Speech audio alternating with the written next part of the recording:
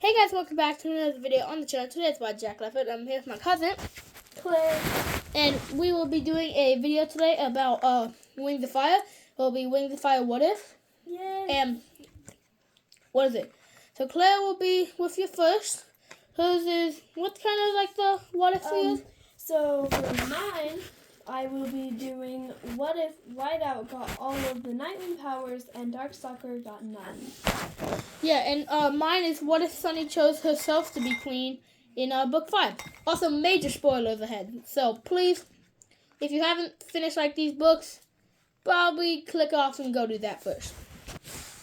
Alright, hello. So I will be starting off because Wyatt's may just take a little bit longer, even though I may actually be talking to you for longer.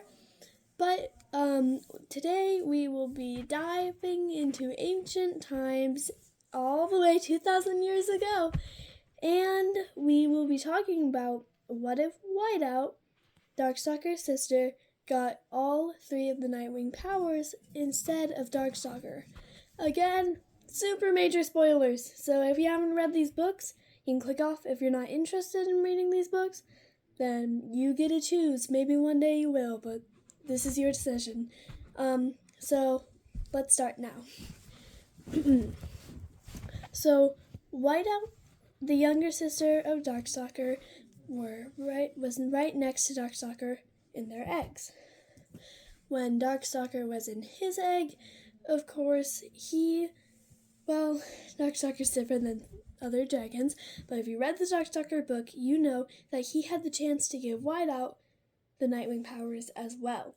And he did not. But what if Darkstalker and Whiteout just swapped places a little bit? Well, then when they hatched, who knew if Whiteout would even talk the weird way she talked before, if she would describe things as smells and colors instead of normal adjectives that normal dragons or scavengers would use to describe other nouns. Well, my best guess would be she doesn't. After hearing so much of what other people said in their minds, even if she was born feeling like she wanted to say lavender to describe a dragon, she would learn quickly that's not the correct way to be doing it, and that the way she would usually be speaking is weird. One really major possibility about Whiteout is actually that she could go corrupt. I know, insane. But it kind of makes sense when you do think about it. This is one that I came up with myself, and I have talked about friends about this possibility, what if, Whiteout switched with Darkstalker when they were eggs, and Whiteout chose to have all the powers. And I mentioned this corrupt thing to them, and they did agree. So I don't think I've ever heard any other YouTubers talk about this subject. If you have, great. I just don't think I have. But just so you know, I'm not trying to steal anybody's what ifs here. But when you do think about it, it is pretty good of a possibility that she would go corrupt. After seeing those futures after seeing the futures of what could happen to her father, or knowing that Darkstalker, even without his magic, maybe that tiny bit of his soul would still turn to white sand. Okay, so Whiteout hatches. She goes to school and she's placed in all these special classes because she has all these powers, and of course when her parents find out that she can do all these things, which I'm guessing will probably be a lot sooner than what they did for Darkstalker, they would be straight to those special classes and probably already planning for the day when she left them to go work for the queen. It may also make some other dragons in the tribe unhappy that, Whiteout, very obvious Icewing Nightwing hybrid, is just waltzing around with a bunch of power. It doesn't sound ideal, and you can see why some other dragons may get very, very angry. So Whiteout will have to face some serious things in her life. A lot of hate and a lot of anxiety and just problems with going corrupt one day. When you have all these powers, it's hard not to turn out like a Darkstalker. It's hard not to think the world would be better off without you. Whiteout continues her classes at the Nightwing School, and Darkstalker is always there for her. Darkstalker is very angry, eventually, that he did not get these powers. He knows that he would have been the better dragon for them. But eventually, when he sees Clearsight, his worries about being jealous of his sister disappear into thin air. He doesn't care so much about that anymore. He only cares about his one true love. Whiteout finds Whiteout finds Thoughtful at one of the Queen's parties she was invited to, since the Queen is very fond of her powers and definitely keeping a close eye on her. Whiteout doesn't know this, but there is another guard standing in the room sent by the Queen. Just a guard that's supposed to look like they're just watching over the party and not watching over Whiteout. Whiteout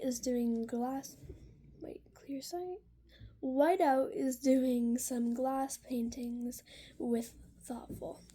They're having such an amazing time talking to each other and laughing at this grand party. But that guard is still listening in closely, and it's pretty much a whole Indigo and the moment with Blob, you know? This is when Whiteout knows she would do anything for this dragon, and it follows that same trail of what Fathom did for Indigo.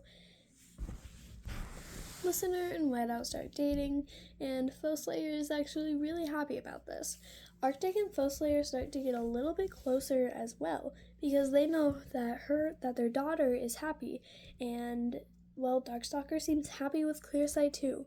Everything is going well, until the Queen decides one day that this kind of power should be used for the war, not just for one little dragon to walk around with. Whiteout doesn't know what to do. She's pretty much frozen when she hears Darkstalker telling her about some of the Queen's plans that he had heard of, mostly just rumors, but Whiteout knew they were too true, and she could see all the visions coming in of what the Queen might do. This is where that more corrupt possibility comes in, the insane one. Basically, the Queen, well, in some of the possibilities, she doesn't want to use her power for the war. She doesn't want to use it for anything. She just wants to live a normal, happy life. But the Queen knows that she could never do that. The Queen knows that if she wants to just have this power for her whole entire life and not use it to help her kingdom, she must be executed. Whiteout knows of what could happen, and she starts to try and really have to try to make herself not go insane. She's thinking and thinking all day long, and in school she starts failing because all she can ever think about is what will happen. Even though she has powers, she can still see many different possibilities, and she hasn't learned how to handle them so much like Clearsight, where she can pick out what ones are the most possible. She just knows that they're all out there and they're all possible. Eventually, one day Whiteout knows that the fate of her death could be coming way too soon. She runs out of the kingdom, and Thoughtful wants to come, but he ends up having to stay. Thoughtful knew it would be way too suspicious if two dragons went off, and if him and Whiteout went off, well, the Nightwing tribe knows that they could have dragonettes one day, and they have that serious chance of being animus, for being able to see the future, read minds, being a prophet. They know all those possibilities are way too true and that they shall never happen and never come upon another dragonette from another clan. Sorry, I said clan, I meant tribe. While Whiteout is left the whole Nightwing Kingdom She is just thinking, where to go? How do I live? How do I not go insane? How do I keep this power away from me, away from my soul, away from my mind? How do I live this normal dragon life?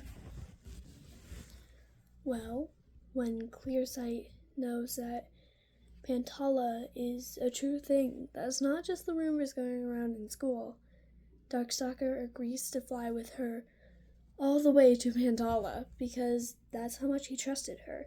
And without his powers, he wasn't corrupt. They lived a happy life flying over there. But Whiteout had been living with Jerboa on the beach this whole time. When they came to stop by, since they had saw a hut on the beach, they found each other. And Whiteout said, well, this is my best chance of having a happy, normal life. I better go and take it. I better go fly in the wind with them across the whole, ocean just to get to another island and have that chance of not going insane.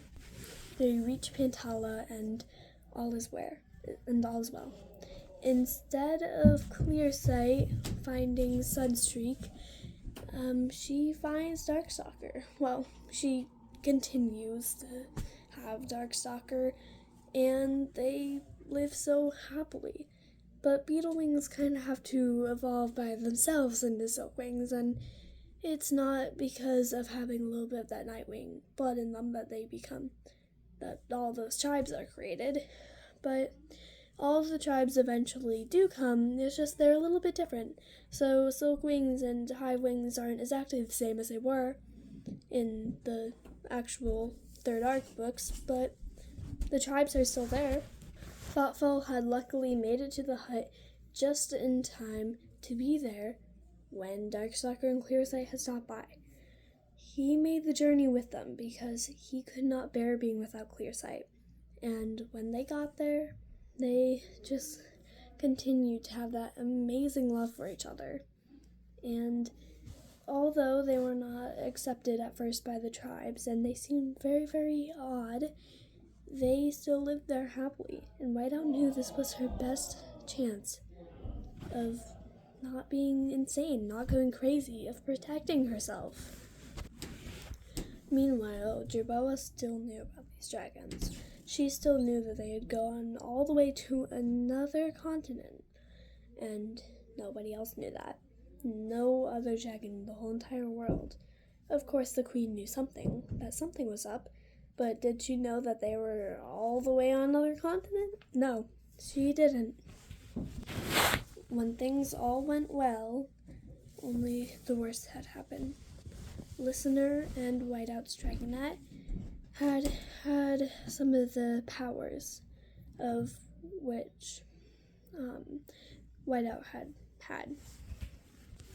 They had Animus and foreseeing powers. The other Dragonette just had mind-reading powers. The Dragonettes didn't know the danger of themselves, the danger that was in their own claws. They found mates, but the Animus Dragonette, they were the one that went insane. It was basically the Royal Seawing Massacre, and, well, it's sad, but many of the Pantalan tribes were killed, and so was Thoughtful. Whiteout couldn't bear to be without him. She tried every day not to cry, every day not to give in, but she knew the powers inside her own claws. She had them for a reason. She had them for the good of the continents. And she knew what she must do for the good of the continents. She looked at her own claws, and she killed herself. That's what I think would have happened, but there are so many other possibilities I can just think of already. Sorry for some of the mistakes that you might have noticed. I'm sorry if I didn't notice them or correct them. But if you're bored, well, maybe think of some what-ifs. They're really fun just to think about and let your brain go on this big, trail of endless wonders. You're going to hear Wyatt's what-if next, and I hope you enjoyed mine. Sorry if it wasn't that good, and it kind of sped up at the ending, I know, but I liked it, and I think that might have been one of the possibilities that could have happened. So anyways, on to Wyatt now. Well, everyone, after Claire's what if, it is time for me to tell my what if. So in this universe, Sunny does not want to be queen.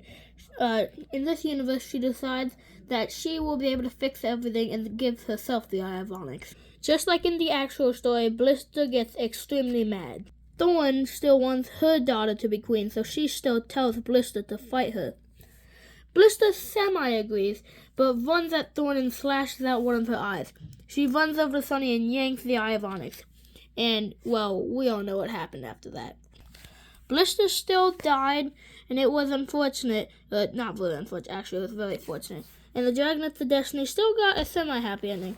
But a few things changed. The first change was with Jade Mountain Academy. Now, Jade Mountain still existed, but Kibble didn't go because he had to help help Sunny with being the queen. And, And Sunny didn't really help. It was the other one. It was her idea, but the others all worked on it. And because Moon didn't know as many people because Kibble wasn't there, when the explosion went off, there were a couple dragons that she couldn't save. Carnelian and Bigtail still died, but a few others did too. Unfortunately, Kinkajou was in the cave when the explosion went off, and even though Tamarin still survived, Kinkajou did not. Ombo was also in the cave, and even though Sora didn't intend it, he also died. And lastly, Winter died in the explosion, which made Icicle very angry. Or at least made her act angry. Since the Prince of the Ice Wings died, the Dragonets of Destiny had to close down the school. No one ever figured out that Sora was the one who caused the explosion. Some people had their suspicions, but she still went home, very sad about what happened to Umber. Sora eventually told one of her brothers, the Big Wings, Reed, but when Icicle heard about it, because the news somehow spread to her, she came and killed Sora. Clay and all his brothers were saddened by this, but Glory was honestly a bit glad because of what happened to Kinkajou. With Thorn not being able to look over the Scorpion Den, Vulture started to take over. He got Savako and Rattlesnake to help him, along with his daughter Cobra. He was going to have Cobra become the new queen, but honestly he would be more of the ruler, and what he had to do was kill Sunny. Back at Jade Mountain Academy, back in the Rainforest, because Jade Mountain Academy isn't there anymore, Moon had, the mountain is, the academy's gone, still had her vision about Kibble asking where is she, but the she is not the same dragon as in the actual books. Vulture attacked, and Thorn and the Outclaws tried to hold off his army, but unfortunately most of the Outclaws had joined Vulture's cause. Most of the dragons in the Scorpion Den. Smolder tried to help out too, but it was too late. During the battle, 6 Claws was killed, and Sunny had gone missing afterwards. After Vulture won the battle, he publicly executed Blaze by snapping her neck. All the other Dragonets came when they heard that Sunny was missing, but unfortunately, Tsunami and Starflight were killed because of Vulture's army. Moon's vision did come true as Kibble stormed the Scorpion Den and asked where Sunny was, along with Thorn, as she had also been captured. Unfortunately, this led to Kibble getting captured, but even before he was chained up, he had thought of ways to escape. Each day, Moon was getting more and more curious about the dragon in her vision. She also no longer talked to Darkstalker because she was back in the rainforest and he couldn't reach her. Moon thought to herself about the vision. She knew he was a Sandwing, and she knew that there was a problem going on in the Sand Kingdom, and she guessed that whoever was in her vision needed help. So she finally decided to be brave and leave her mother without telling her to head to the Sand Kingdom. Apparently Smolder had also been killed, but no one really actually knows what happened to him. But they did see that Vulture was eating rose one time, or flower. so they took it as that Smolder was dead. Meanwhile, Sonny was still trying to find a way to escape Vulture. Vulture walked into the room with Sonny where Kibbley and Thorn were being held. He talked to them for a bit, gave a bit of a monologue, then stabbed his poisonous tail straight through Sonny's chest. Sonny barely had any time to think about what was about to happen before she felt the impact of the tail.